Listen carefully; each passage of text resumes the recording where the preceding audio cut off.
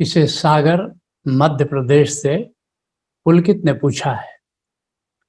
पूछते हैं, लक्ष्य प्राप्त करने में आनंद विदा हो जाता है और आनंद प्राप्त करने में लक्ष्य विदा हो जाता है, कृपया मार्गदर्शन करें।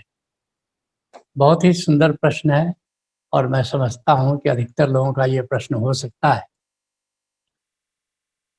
लेकिन ऐसा क्यों होता है, पहले उस बात को समझ लेंगे, फिर इसका समाधान भी हम खोजेंगे।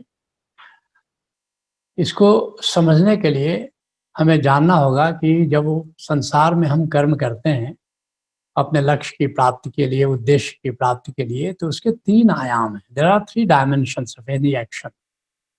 पहला है, कर्म का एक उद्देश्य होता है और उद्देश्य हमेशा भविष्य में होता है।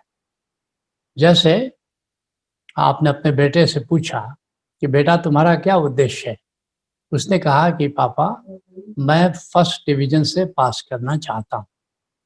अब ये भविष्य में है, अभी परीक्षा हुई नहीं, अभी रिजल्ट निकला नहीं, तो जब भी उद्देश्य होगा हमेशा भविष्य में होगा। दूसरा, कर्म का फल, रिजल्ट, जैसे परीक्षा हुई, वो पास हुआ, आपने फिर पूछा रिजल्ट क्या हुआ? उसने कहा कि पापा मैं फर्स्ट डिवीजन से पास हुआ। जैसे ही रिजल्ट आया, जैसे ही रिजल्ट अनाउंस हुआ, वो पास्ट टेंस हो जाता है, भूतकाल हो जाता है। और कर्म का तीसरा आयाम है कर्मण्य। अभी सामने जो कर्म है उसको कैसे करोगे, ये हमेशा वर्तमान में रहता है। तो इन 3 आयामों को अगर जान लो तो इस प्रश्न का उत्तर खोजने में बड़ी सहूलियत होगी। अब अधिकतर लोगों की नज़र किस में होती है कि एक दिन उद्देश्य हमारा पूरा होगा, एक दिन फल प्राप्त होगा और उस दिन मजे करेंगे, मिठाई बांटेंगे, लोगों को खिलाएंगे पिलाएंगे, मजे करेंगे। अब जब उद्देश्य तो भविष्य में है, तो तुम्हारी नज़र अगर उद्देश्य पर ही मुख्य रूप से टिकी है तो तुम वर्तमान में नहीं जी रहे हो, तुम भविष्य में जी रहे हो। फल मिल गया और अब तुम सेलिब्रेट कर रहे हो। किस बात का सेलिब्रेट कर रहे हो? जो हुआ, जो बात बीत गई। लेकिन आनंद हमेशा वर्तमान में है। तुमको अतीत की याद करके दुखी हो रहे हो, सुखी हो रहे हो, इसका कोई आनंद से संबंध नहीं है। तुम भविष्य की याद में जी रहे हो कि कुछ मिलेगा, कुछ आशाएं हैं, कुछ कामनाएं हैं, कुछ वासनाएं हैं, और तुम सोचो कि तुम आनंदित रहोगे, तो भविष्य से आनंद का संबंध नहीं है। आनंद का संबंध किससे है? कर्मण्य से। अभी अभी कर्म करने का मजा लेना, आनंद का संबंध हमेशा इससे है। इसलिए कृष्ण बड़ी प्यारी बात गीता में कह रहे हैं, अर्जुन से कह रहे हैं कि अर्जुन कर्मण्येवाधिकारस्ते मां फलेषु कदाचन, कि तुम्हारा जो अधिकार है वो केवल कर्मण्य पर है। कर्म करने का मजा लेने का ही तुम्हारा अधिकार है।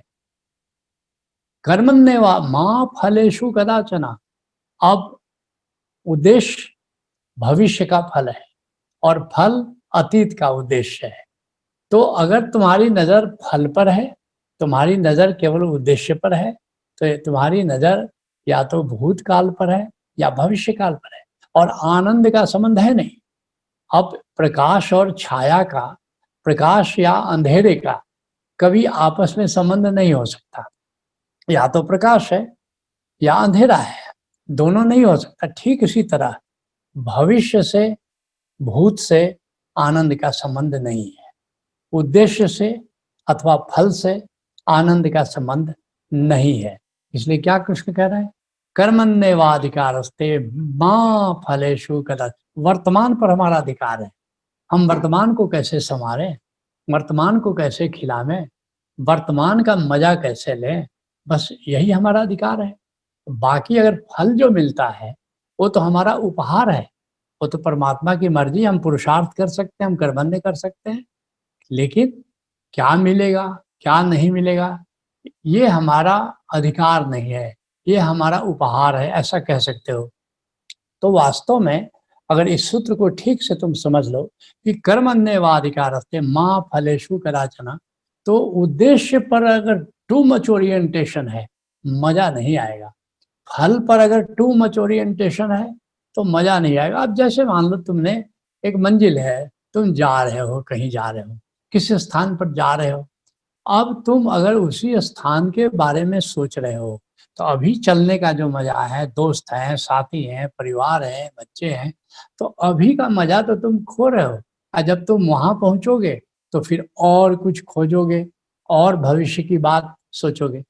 हमारे एक डायरेक्टर थे, बड़े प्यारे थे, डॉक्टर प्रसाद उनका नाम था, डॉक्टर एस.एन. प्रसाद। तो मुझे बड़ा प्यार करते थे और उन दिनों में धनबाद में काम करता था, तो वे रांची जाते थे, रांची हेडक्वार्टर था, कोल इंडिया की बात मैं कह रहा हूँ, सीएमपीडीआई उसकी एक सब्सिडी कंपनी है। तो मुझे साथ ले लेते थे, कि कहते थे कि तुम्हारे साथ चलने में बड़ा मज़ा आता है, इसलिए तुम साथ चला करो। मैं भी राज़ी हो जाता था। तो जब धनबाद से निकलते थे रांची, तो रास्ते में कुछ दूर चलने के बाद कहते हैं, याद रखना जब धनबाद लौट के आएंगे तो ये काम करना है, ये काम। मैंने कहा हाँ सर ठीक है। फिर वो रांची जाते थे, रांची हम लोग अपना वो काम करते थे, काम करके फिर रांची से धनबाद लौटते थे, या तो उसी दिन या दूसरे दिन। तो फिर जब चले आते थे कुछ दूर, तो कहते थे कि सुनो याद रखना अगली बार रांची आएंगे तो फिर ये काम करना है।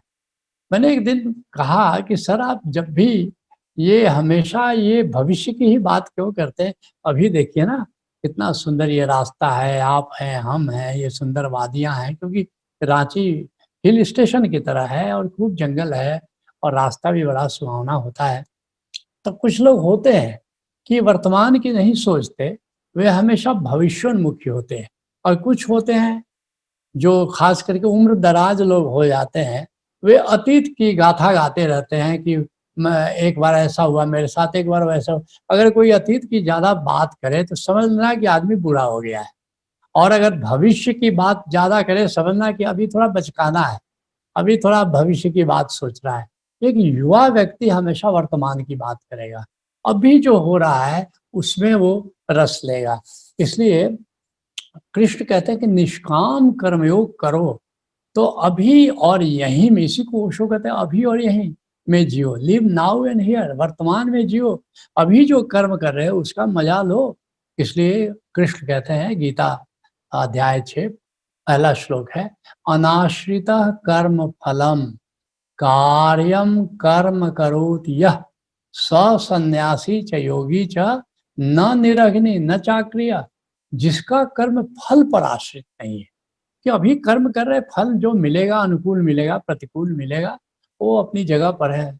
लेकिन अभी जो हम कर्म करने का जो मजा है, अभी जो बागवानी कर रहे हैं, अभी जो हम पौधों को संवार रहे हैं, फूलों को देख रहे हैं, अभी कितना मौसम में है, ये नीला आसमान है, ये उड़ते पंछी हैं, ये खिले हुए फूल हैं, ये हरियाली है, अभी जो मजा है उससे तुम क्यों चूक रहे हो? अनाश्रिता कर्म फलम यस्य, और कार्यम कर्म करोति यः, फल पर उसका रस नहीं है, फल पर के लिए वो कर्म नहीं करता। लेकिन ऐसा नहीं है कि कार्यम कर्म करोति, वो जो भी किया जाने वाला कार्य है उसको ज़रूर करता है।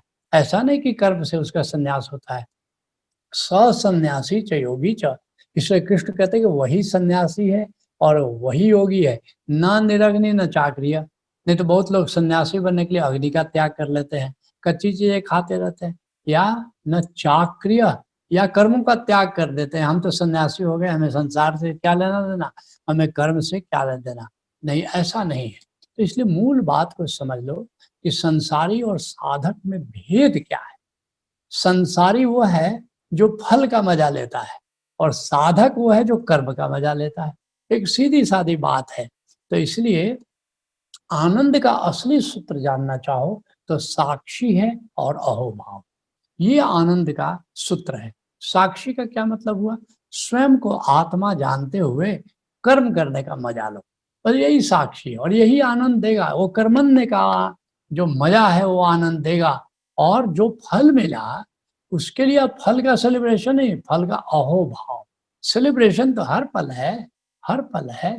तो अहोभाव, ग्रेटिट्यूड कि हे परमात्मा, हाँ, तो मेरी करनी थोड़ी-सी है, तेरी मेहरबानी बड़ी है, पता नहीं कैसे सब अपने आप हो रहा है। ये मज़ा देगा, क्योंकि अहोभाव भी वर्तमान में है और साक्षी भी वर्तमान में है।